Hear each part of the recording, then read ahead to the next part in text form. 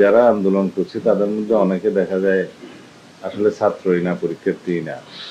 তো যারা তাদের দাবি সম্পর্কে শিক্ষামন্ত্রীকে জানিয়েছে, সরকারকে জানিয়েছে, এই বিষয়ে শিক্ষা মন্ত্রণালয় তাদের অবস্থান পরিষ্কার করেছে যে দুর্যোগপূর্ণ আবহাওয়ার কারণে কোনো শিক্ষার্থী যদি পরীক্ষায় অংশগ্রহণ না করে বা করতে ব্যর্থ হয়, তাদেরকে আবার পরীক্ষা দেওয়ার সুযোগ দেওয়া হবে। চট্টগ্রাম শিক্ষা বোর্ডের যে পরীক্ষাগুলো স্থগিত আছে 4-5টা জেলায়, যখন তাদের পরীক্ষা নেওয়া হবে তখন সেই একটি প্রশ্নপত্রে তাদের পরীক্ষা দেওয়ার সুযোগ দেওয়া হবে।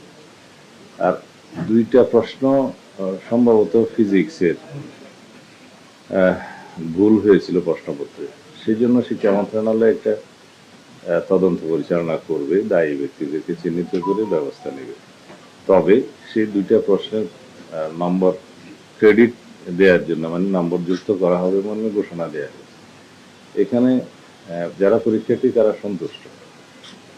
এরপরেও যদি কেউ তারপরের পরীক্ষাটা অংশগ্রহণ না করে, শিয়া বাটার ও ভিটামিন সমৃদ্ধ লিলি বিউটি সোপ, তারুণ্যময় উজ্জ্বল ত্বকের জন্য থাকে বা করতে না পারে, তাদেরকে পরবর্তীতে চট্টগ্রাম শিক্ষা বোর্ডের পরীক্ষা চলার সময়, নেয়ার সময় তাদেরকে সুযোগ দেওয়া হবে। এখানে তো সমস্যার সমাধান হয়ে গেল। আর একটা মন্তব্যের কারণে অনেকে দুঃখ পেয়েছেন, সেটা শিক্ষামন্ত্রী সংসদে তার বক্তৃতায় দুঃখ প্রকাশ করেছেন। এ নিয়ে আর বেশি কিছু বক্তব্য তো বলার নাই।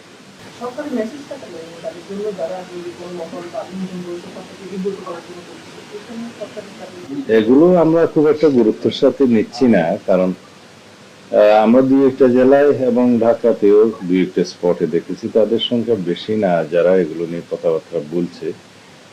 হয়তো মিডিয়াতে আসছে সেই জন্য বিষয়টা গুরুত্বপূর্ণ হয়েছে। এগুলো আমরা মনোযোগ দিচ্ছি। 2-1টা জায়গায় হয়েছে, কারণ এই ট্রেনটা ইন্টারিম গভর্নমেন্টের সময় দেখা গিয়েছে যে সচিবালয়ে ঢুকে গিয়ে পরীক্ষা স্থগিত করা বা বিনা পরীক্ষায় পাশের ঘোষণা, এই সমস্ত একটা অপকালচার তখন দেখা গিয়েছে, যেগুলোকে তারা হয়তো নিয়ন্ত্রণ করতে পারেনি, যার কারণে তারা এখনো সেই টেন্ডেন্সিটা বহাল রেখেছে।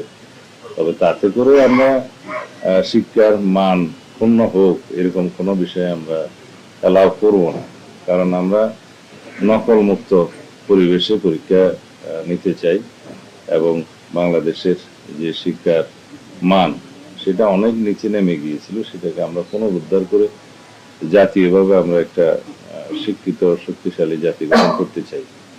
সবাই জানেন, আপনারা কোনো দেশের শিক্ষা ব্যবস্থা যদি ধ্বংসপ্রাপ্ত হয় সেই জাতির কোনো ভবিষ্যৎ নাই।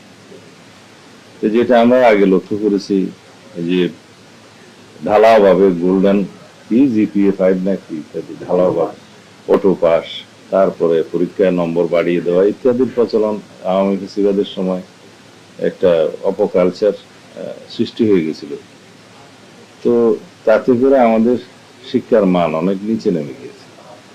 আমরা এখন চেষ্টা করছি, কিছুদিন সময় লাগবে, কয়েক বছর সময় লাগবে, যাতে করে আমাদের সন্তানরা, এই জাতির ভবিষ্যৎ, তারা যাতে প্রকৃত শিক্ষায় শিক্ষিত হতে পারে এবং একটা নলেজেবল, জ্ঞান সমৃদ্ধ, প্রযুক্তি নির্ভর এবং বিশ্বের সাথে তাল মিলিয়ে প্রতিযোগিতায় টিকতে পারে, সেরকম জাতি আমাদের বিনির্মাণ করতে হবে।